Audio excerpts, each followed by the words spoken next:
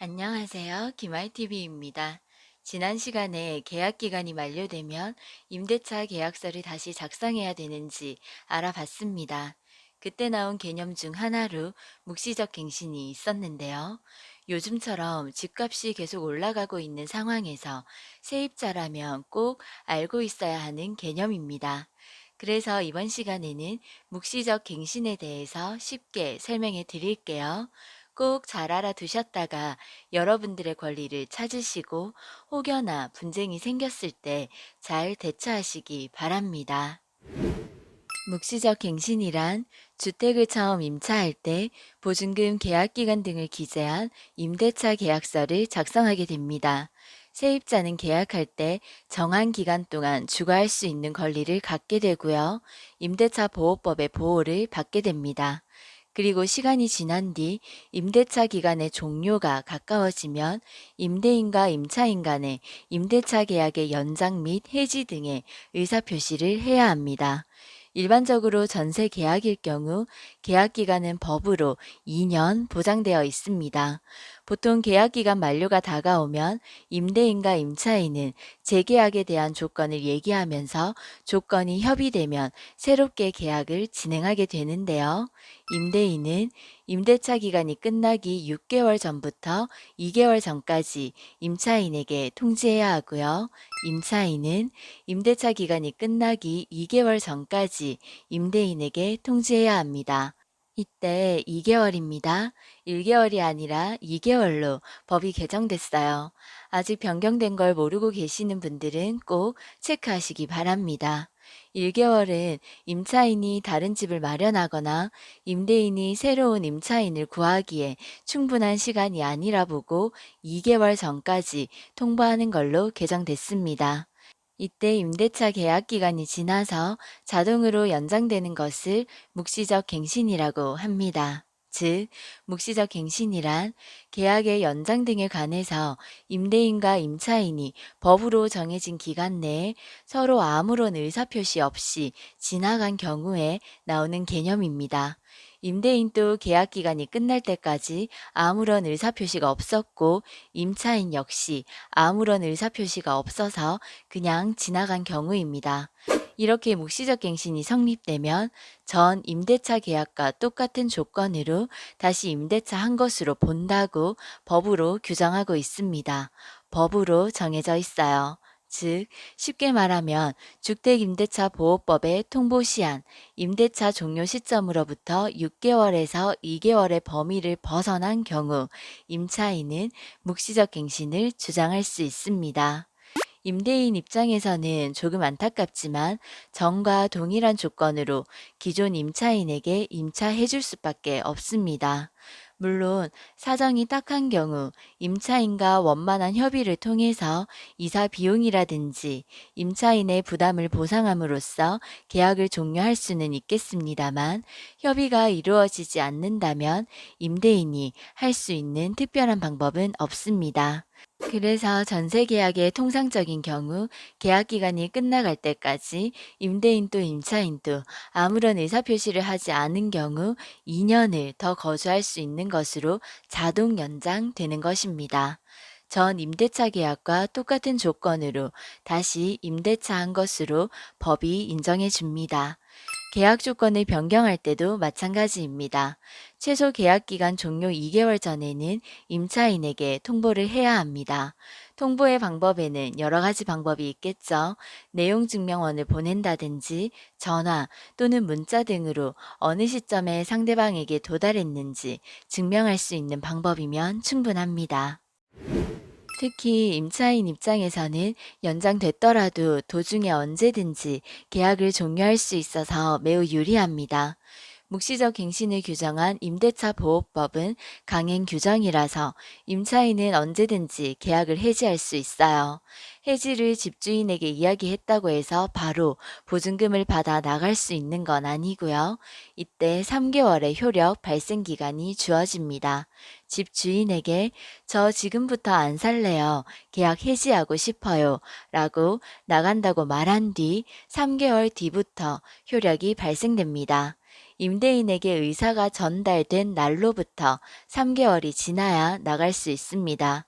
아무래도 임대인 입장에서는 당장 보증금 내줄 돈이 없을 수도 있고 또 다른 세입자를 구해야 하니 임차인은 언제든지 계약을 해지할 수 있지만 그 효력은 3개월 뒤부터 발생합니다.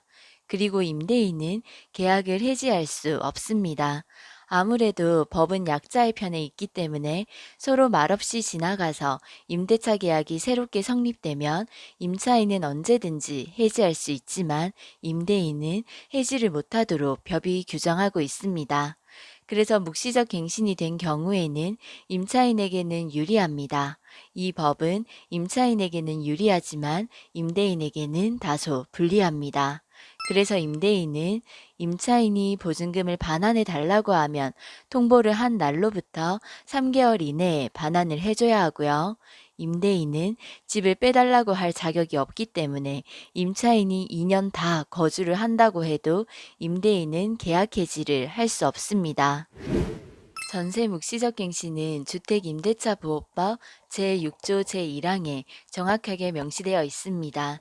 세입자의 권리를 보호해 주는 법이기 때문에 임대인이시라면 임대차 계약을 연장할 예정이라면 그 내용을 임차인에게 통지하고 계약서를 새로 작성하셔야 동등한 입장이 됩니다. 그리고 전세 묵시적 갱신은 임차인과 임대인이 서로 아무런 얘기가 없이 연장된 것이기 때문에 묵시적 갱신 이후에는 어떤 문서도 남겨둘 필요가 없습니다. 자, 대부분 이런 경우가 많으신데요. 잊고 지내다가 전세 기간이 끝나갈 무렵이 된 것 같아서 전세 계약서를 급하게 찾아보니 임대차 만료 일자가 2021년 9월 15일이었어요. 그런데 오늘이 벌써 10월 26일입니다. 저도 잊고 있었고 집주인도 현재까지 아무런 연락이 없는 상태인데요. 어떻게 해야 되나요? 이런 경우 많으시죠? 이런 경우가 전형적인 묵시적 갱신의 경우입니다. 임대인과 임차인이 서로 계약 연장 등에 관해 아무런 의사표시 없이 임대차 계약 기간이 지나간 경우입니다. 이 경우 과거 계약서의 내용, 기간 2년, 같은 금액, 동일한 조건과 똑같이 자동으로 연장됩니다. 묵시적 갱신이 됐더라도 임차인은 언제든지 위의 계약을 해지할 수 있고요. 계약 해지의 효력은 임대인이 해지의 통지를 받은 날로부터 3개월이 지나야 합니다.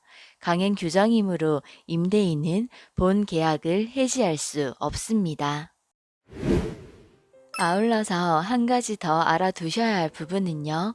아마 대부분 잘 알고 계실 텐데요. 2020년 7월에 개정된 계약갱신 청구권은 2년간 계약 후 거주하다가 1회에 한해 2년 연장할 것을 임대인에게 요구할 수 있습니다. 그래서 총 2+2, 2+2, 4년을 살 수 있게 보장해 주는 것입니다. 묵시적 갱신이 된 경우에도 계약 갱신권은 유효합니다. 자, 묵시적 갱신이 된 경우에도 계약 갱신권은 유효합니다. 2년을 계약하고 살다가 묵시적 갱신으로 다시 2년이 갱신되면 묵시적 갱신 만료 2개월 전까지 계약 갱신권을 사용할 수 있습니다. 그럼 총 6년을 거주할 수 있습니다. 참고하세요. 그리고 전세 묵시적 갱신이 안 되는 경우도 있는데요. 사용 목적에 맞게 거주를 하는 경우에는 문제될 게 없지만 전전세를 주거나 사용 목적에 맞지 않게 사용하신 경우 성립되지 않는다는 점도 꼭 참고하시기 바랍니다. 특히 월세 묵시적 갱신이 된 경우에는 월세를 2회 이상 약속한 날짜에 지급하지 않았다면 묵시적 갱신은 인정되지 않는다는 점도 꼭 명심하시고요.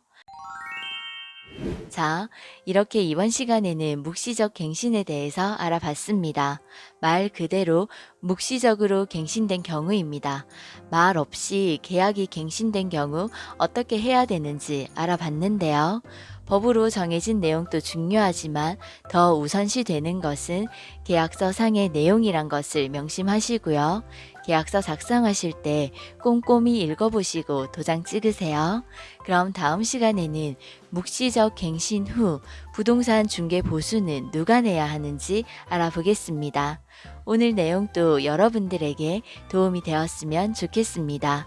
부동산과 친해지는 그날까지 김알TV가 함께 하겠습니다. 가시기 전에 구독과 좋아요 부탁드려요. 저희는 다음 시간에 또 만나요.